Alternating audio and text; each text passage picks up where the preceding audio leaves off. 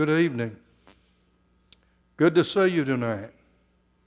Please turn to the book of Amos, the Old Testament book of Amos. If you cannot see the board, you're welcome to move where you can see it. Or if you're one of those that just will not move, you can just sit there and suffer. Whatever you want to do. No problem with me. Now, look on the board. The title. The Condition. That's what we're going to talk about tonight. The condition of what? Or whom? What are we talking about? I want us to talk about the condition of the people of God in the days that Amos had to work with them. And then as we notice the conditions that were prevalent, I want us to make the application to God's people today. I want us to do what we seldom do. 2 Corinthians 13:5. The Bible says, examine yourselves. That's one of the hardest things to do. It's pretty easy for me to examine you and point out all of your flaws. They're so evident. But it's a little bit more difficult when we examine ourselves in a truly honest way. And notice what he says in 2 Corinthians 13:5. Examine yourselves whether you be in the faith. Every person who is accountable to God must be absolutely certain that they are in the faith. Then he says, prove your own selves. That word prove means to test. When Paul explained the Lord's Supper in 1 Corinthians chapter 11,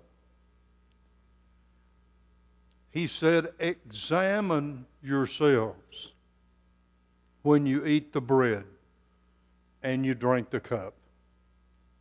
You know, the Lord's Supper is not just for us only to think about Christ on the cross. It's for that. It's a memorial to that.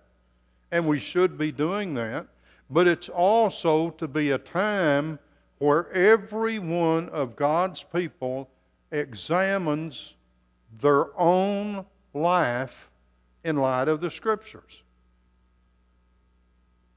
We're supposed to take the Lord's Supper every first day of the week, and every first day of the week as we're taking it, we are to look inside of ourselves, which is difficult. So as we see the condition of God's people in the days of Amos, look at our condition today. Look at your condition. See if you fit the same condition that these people were under. Now, to understand the book of Amos, I hope you've been reading it, but to understand it, it's not one of those easier books to understand. But when you understand the condition of God's people, and I've only got 11 points here, there are many more that could be made. When you examine the condition of God's people in the days of Amos, it will help you to better understand the work that he did. And it will help you to understand why he did it like he did it. It's because of their condition.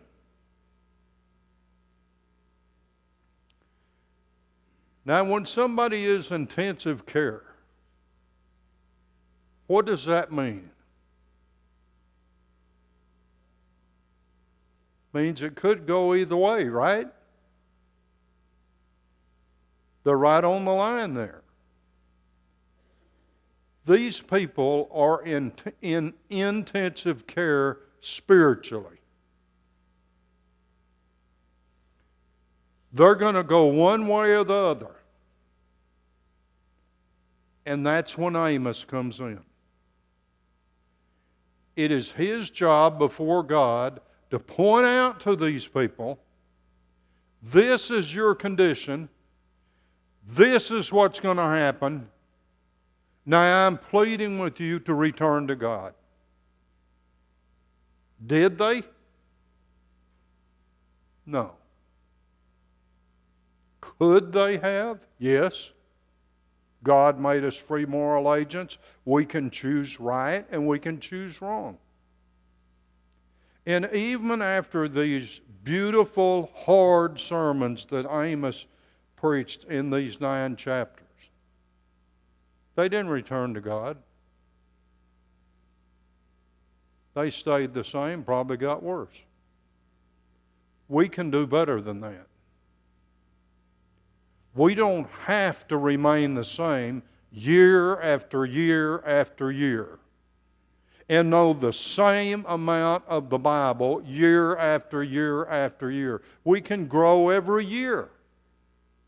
We can grow every day to become more like Jesus. And these people didn't even have Jesus. We have the greatest example that ever lived to study. They didn't even have that. Only in prophecy, but wasn't clear to them. So let's look at the condition of these people. First of all, look in chapter 6, Amos chapter 6, and verse number 1. Woe to them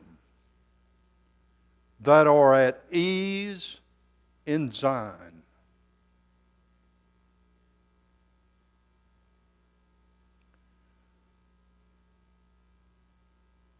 Does that sound good to you? Well, they had it good. Even God says you're in luxury. Physically, yeah, they had it pretty good. Compared to the rest of humanity, they had it real good. But he says, woe unto you.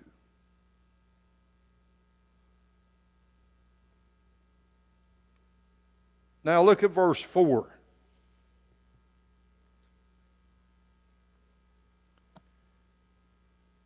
He lies upon beds of ivory, and they stretch themselves upon their couches.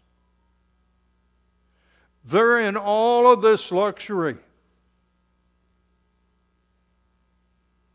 living like nobody else.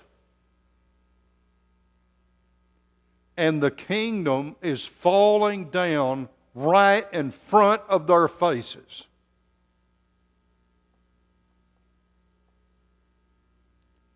And they probably said the same kind of dumb things that we say. Oh, we're doing the best we can. That's what Nebuchadnezzar said. That's what murderers say. I'm doing the best I can. There's always an excuse. Never, well, yeah, I'm wrong here. Boy, that people just will not say that. And if they do, it's followed by, but you made me do it. Yeah, I shouldn't have done that, but you caused it. So these people are in luxury. The kingdom of God is fallen down before their very eyes. And all they care about is drinking alcoholic beverages. That's all they care about. All they care about is the lust of the flesh. So they're living in luxury while God's kingdom is falling before them. Look at chapter 6, verse number 6. They drink wine in bowls and anoint themselves with the chief ointments. But they are not grieved. Look at this. They are not grieved for the affliction of Joseph. Joseph was often used to represent all of God's people, like here. They're drinking this wine out of bowls. They're stretching out on couches. They're in luxury. But they're not grieved that the house of God is falling to pieces.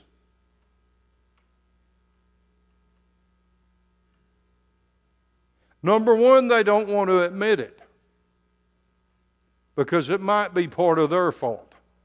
So they don't dare admit it. They just keep living in luxury and saying to the prophets, we're God's people. We're the Lord's church. Oh my. Almost would make you sick. They thought because God had chosen them, nothing would happen. Because they were in His kingdom, they thought they were insulated from everything bad. But they're going to learn that they were not. 2, corruption. These people were totally corrupt. Morally, politically. I cannot believe, I never thought I'd hear this in the United States of America. I expected in other countries. I cannot believe the language that is used in the United States of America by many of our senators. Taking God's name in vain. Horrible cussing because they don't get what they want. I cannot believe that people are such babies that are running our country. I told you about the lady that said to the congressman what a terrible job they were doing with the country. And he turned to her and says, I suppose you could do better. She said, monkeys could do better. These people are corrupt politically. They're politically corrupt. Like we are in America. It's corrupt. If you don't know that, then you're just not up to date. It is a corrupt situation with corrupt people, with corrupt motives, and that's the way it was in Israel. They were corrupt politically. They were corrupt morally. Adultery, fornication, murder, stealing, all kinds of ungodliness was found among these people. And yet they said, we're the Lord's people. And what these prophets are saying will never happen because we belong to God. Well, they didn't, but they thought they did. Now look at the corruption that is presented to us in chapter 5, verse 12. I know, God says. Can you imagine when he preached this sermon that somebody came up and said, oh, that was the sweetest little sermon. I know your manifold transgressions. God knows. Maybe other people don't know. God knows.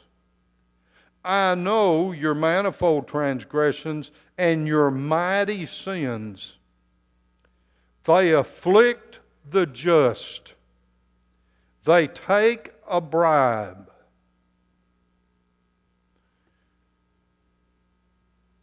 A guy killed a little girl, proven beyond a shadow of a doubt. And in this country, he snuck in under the previous joke of an administration. He snuck in here, killed a little girl. They found him guilty. The evidence was overwhelming. And everybody's waiting to hear the sentence. The liberal judge got up today. The little girl is dead. And he stands before that judge, and everybody thinks he's going to get life in prison. The judge says, no jail sentence. 10 years of probation. You mean that little girl's life isn't worth any more than 10 years of probation? An innocent child harassed and murdered by this animal, and he gets 10 years of probation? Not one day in jail? That's the way it is here. He said you take bribes. Your politics are corrupt. Your lives are corrupt. The whole land is corrupted before my eyes. So the second condition is total corruption. Third, look in chapter 5. Chapter 5, look at verse 21. I doubt if anybody says, when he was preaching this, I doubt if anybody says, amen, preacher. I hate, this is God talking to them. I hate, I despise your feast days. Those were religious days. They came together to praise the Lord. God says, I hate it. I despise it. God's the one that made up the feast in the law of Moses. I will not smell in your solemn assembly. Oh, they were so religious and so serious. If they ever did crack a grin, you'd hope they didn't freeze. It'd stay that way forever, but you didn't have to worry. They were so serious about their religion. Your solemn assemblies, God said, I hate it. I despise it. 22, though you offer me burnt offerings and your meat offerings, I will not accept them. Just because we come here every Sunday and every Wednesday, that doesn't necessarily mean God accepts it. You can do a lot of things. That doesn't mean God accepts it. God says, I don't accept it. I don't want it.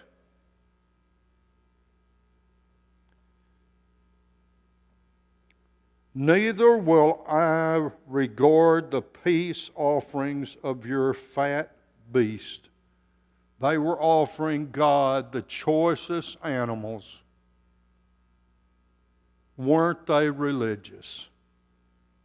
And God says, I hate it. Take away from me the noise of your songs. They would sing praises to God. And God said, get them away from me. I don't even want to hear it. That's their condition. Could that happen today? That we're so far away from God that He doesn't even hear our worship? Well, if it could happen then, couldn't it happen anytime? Take away from me the noise of your songs. I will not hear the melodies of vows. Here's the answer, verse 24. Let judgment run down as waters and righteousness as a mighty stream. You live like you ought to be living. You live a godly life. You be a light to this world. Then you come here and offer me worship.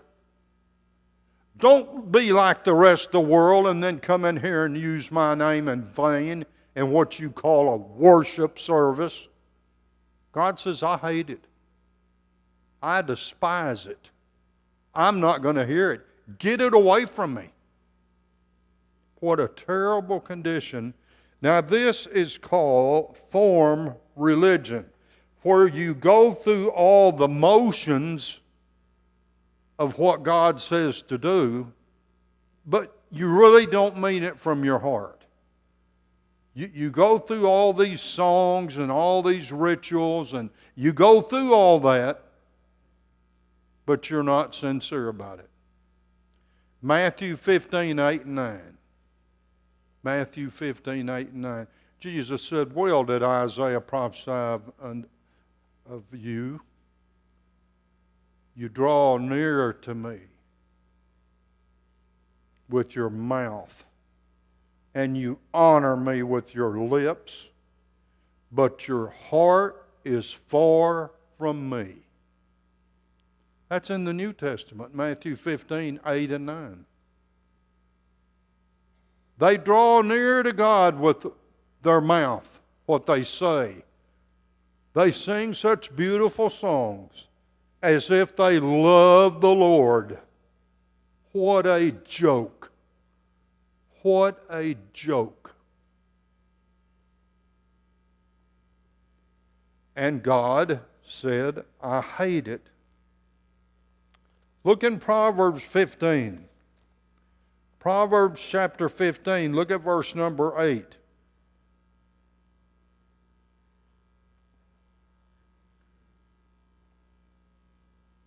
See, I can't see.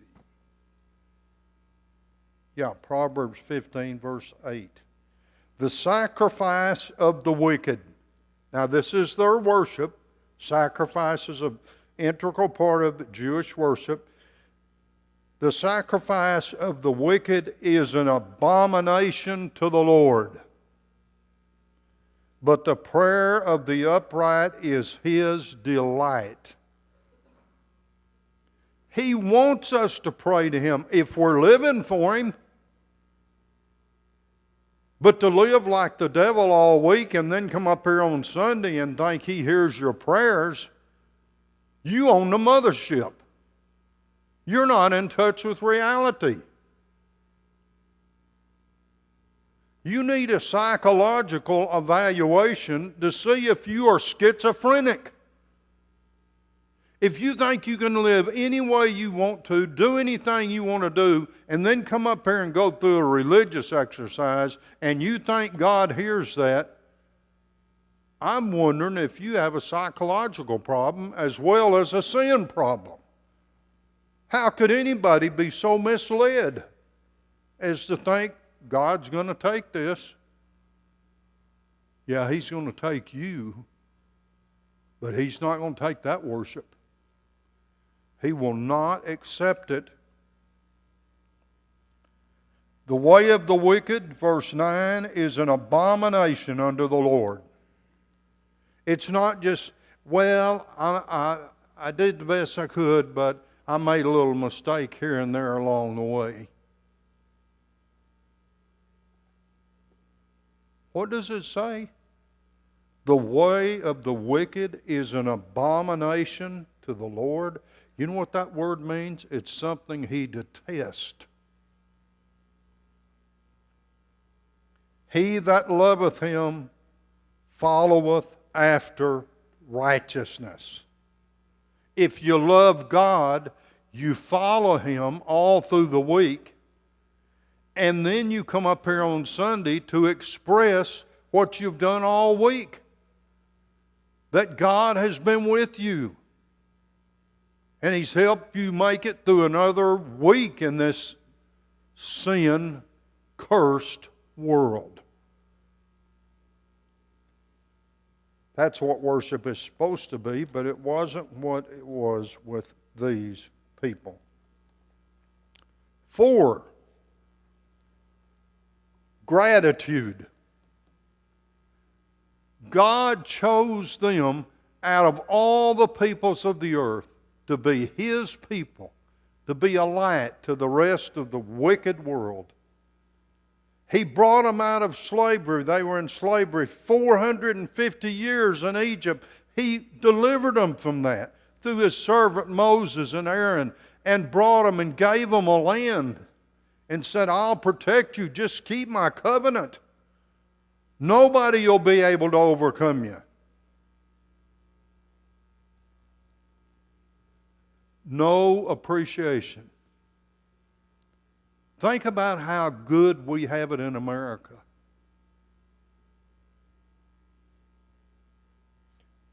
I went to a lady's house in Jamaica one day. She said, hey, Steve, you've got to come see my new house. You know, I was expecting a new house.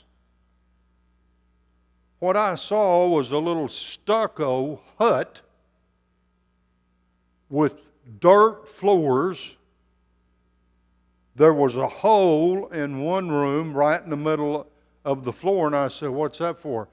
Oh, that's where I do my cooking. Are you hungry? I said, oh no, I just ate.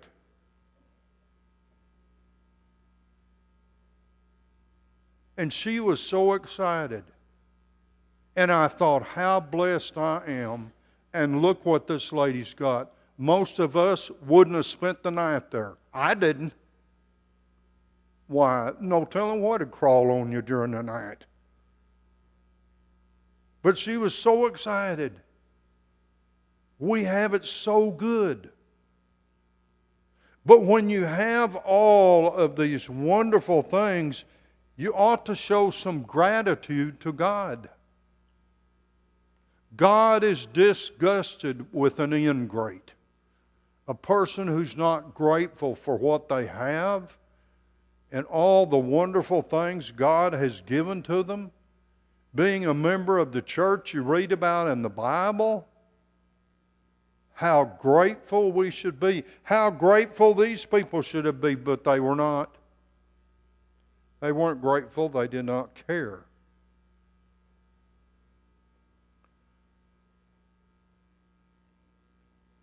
Five, look at all the blessings they had. God chose them from all the other peoples of the world and blessed them in a special way and protected them and sent them great leaders. And then when they went off and withdrew from God, He sent all of these prophets. All of these prophets He sent to them, prophet after prophet after prophet, begging them to come home to God. How He blessed them. But they really didn't consider those blessings. Look at 3:2. The mighty man and the man of war, the judge and the prophet, the prudent and the ancient, the captain of the 50, the honorable man, the counselor, the cunning. All of these people, all of these different groups of people, and God had done all this for them, and they didn't care. Do you think about all that you have in this life? Not only material things, but spiritual things. Does that mean nothing to you? And so they spit in the face of God. They didn't care. Nobody will hurt us. We're invincible. Well, United States better be careful. We are not invincible. There are forces out there every day that are working to take this country out. Same way with these people. God was working His plan to punish them. Now look at 3:3. That's a beautiful verse. Wait, that's not the one. That's not right. Where is it, Mr. Morgan? How can two walk together except they be agreed?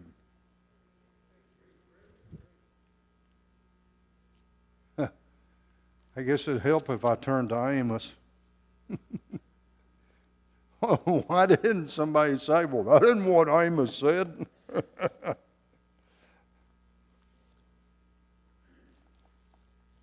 I wouldn't be too bad. Yeah, can two walk together except they be agreed? God's saying that to them. Do you think I can walk with you and you live in adultery and you live in fornication and you're a thief, a liar, a murderer? Do you think I can walk with you? And so he just had to try to get them to think. Can two people walk together if they're not agreed? They're not agreed on anything God says, except offering animals. They don't care. And so what's God say? I'm withdrawing from you. I am withdrawing from you. He is going to put aside these people. He is going to cast them aside because they are so ungodly. Number 7, they had forgotten. Okay, what had they forgotten? They had forgotten simple righteousness. Not anything hard to understand. They'd forgotten the simple things. Simple things like, HD, be nice to the warden. Treat her with dignity. Be kind to your brethren. Be kind to the church. Have compassion and concern for every living person that I put on this earth, whether you agree with them or whether you don't, whether you like them or whether you don't. Be kind to them. Now, how simple is that? The New Testament says, honor all men. I fit in there. I fit in there. You fit in there. And we ought to treat each other with honor and respect and dignity. Not these people. They had forgotten the simple life of righteousness. Chapter 3, verse number 10. They know not to do right. Think about it. This is not the world. This is God's people. They don't know how to do what's right. They have lived in debauchery and filth for so long, they don't even know what to do right. They don't even know what's right anymore. They don't care. Long as they got what they want and got their blessings, that's all that mattered. They had forgotten. They do not know to do right, saith the Lord, who store up violence and robbery in their palaces. Even the leadership was taking advantage of the people. Do you think some of the senators are taking advantage of people in America? On both sides. Of course they are.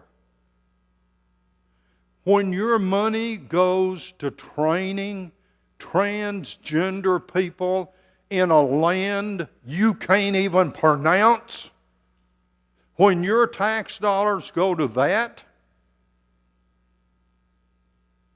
and they gripe because we want to take that away, That's the way these leaders were. They're taking advantage of the people, and they had forgotten the simple ways of life. We can get so wrapped up in this world and making a living and doing this and doing that, we just forget to do right. 1 Corinthians 10, verse 12, let him who thinks he stands take heed lest what? Well, I think I'm standing in the Lord right now, don't you? Don't raise your hand. This says if I think that, I better be careful.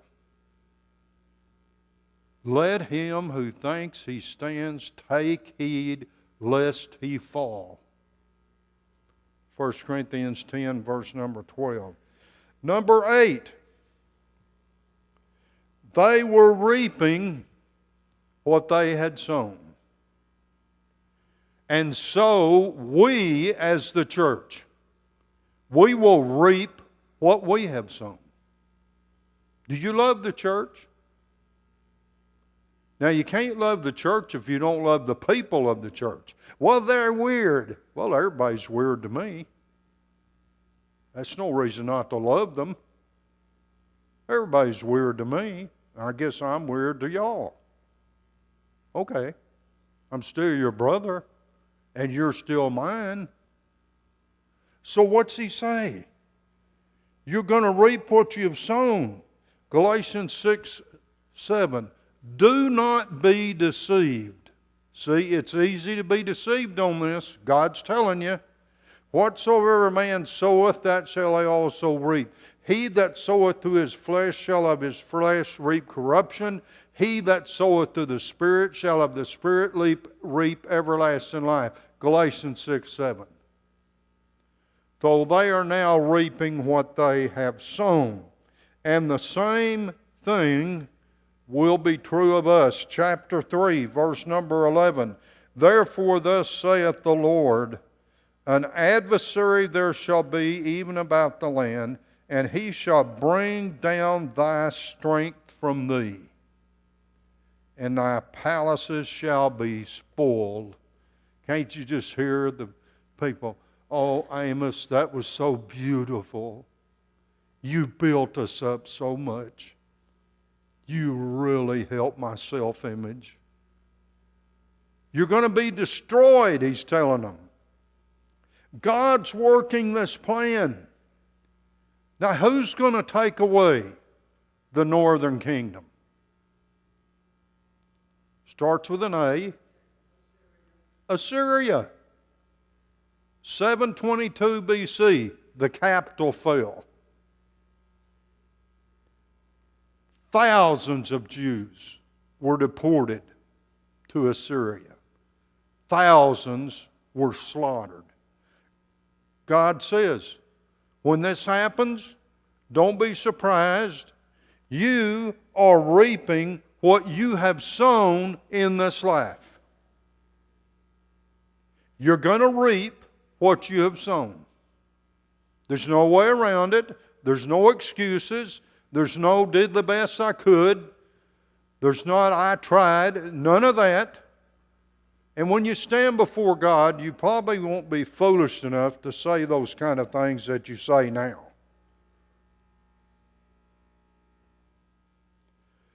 All right, we'll take up right here with fear. Now, what am I talking about here? Fear of God. You think these people had fear of God? Do you think people today have fear of God? I remember the first time I heard a president of the United States take God's name in vain. And you know what his excuse was? Well, I didn't know the mic was still on. Went out all over the airways. Our president took the name of our God in vain. I thought the mic had been shut down. Boy, isn't that a good excuse? So think about these people as you're reading through this book, and it'll help you to understand it. Thank you.